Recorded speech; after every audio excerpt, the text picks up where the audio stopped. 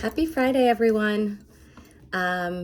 It is my birthday next Thursday. I'm turning 50, and I am celebrating tomorrow night, and my parents are in town this weekend, and we are taking them out for dinner tonight, which is why I don't look like a hot mess in this video.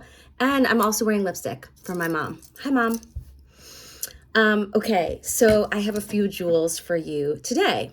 The first one harkens back to something we learned in childhood, which is actions speak louder than words.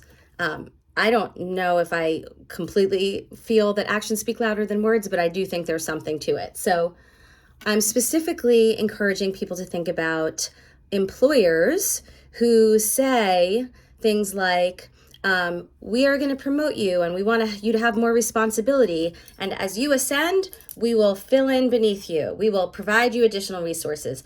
But then what happens? Do they actually do it? So I have a client right now who is a seasoned portfolio manager in an investment fund and was promoted to director, and has been told by her manager repeatedly she needs to get out of the weeds, she needs to elevate her leadership. So that is part of what we are working on in her coaching.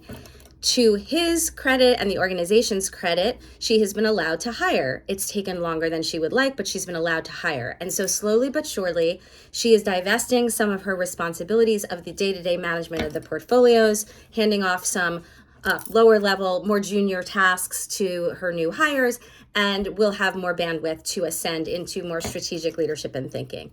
That's great.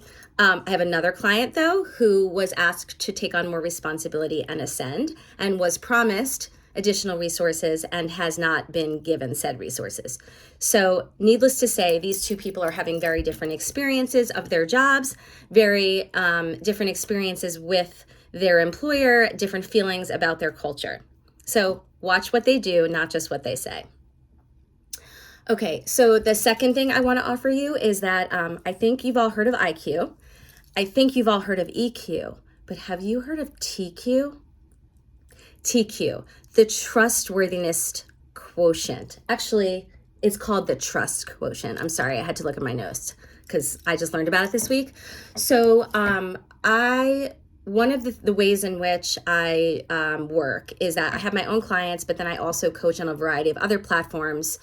So I'm an independent contractor, and I do group coaching for an organization that has a cohort of young leaders in a really hard-charging financial services organization right now.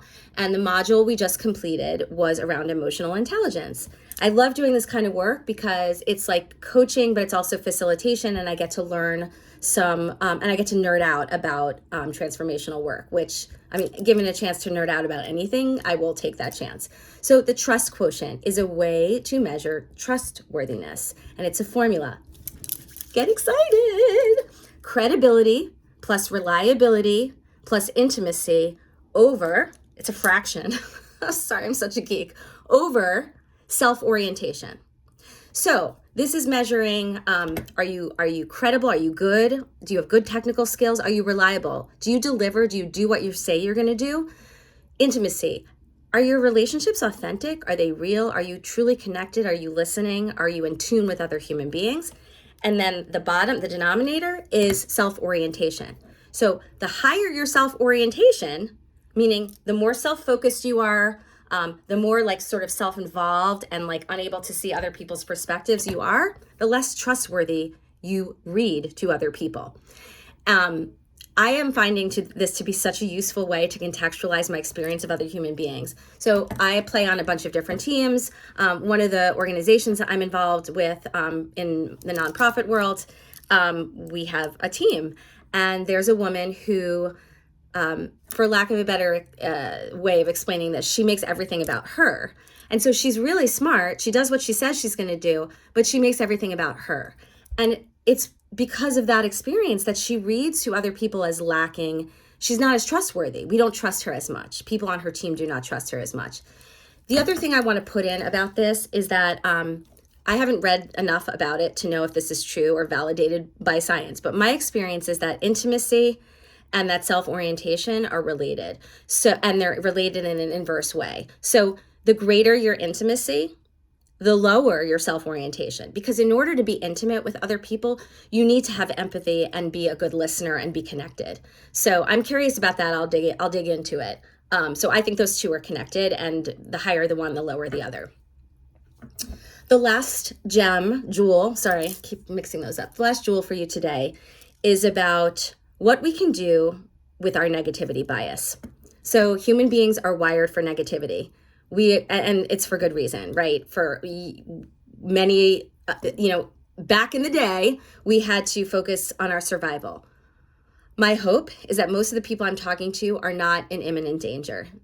Yes, there are things that are scary in the world, but by and large, the threats that used to plague humanity do not exist for a lot of humans on a day basis. For some, yes. For some, I will acknowledge yes.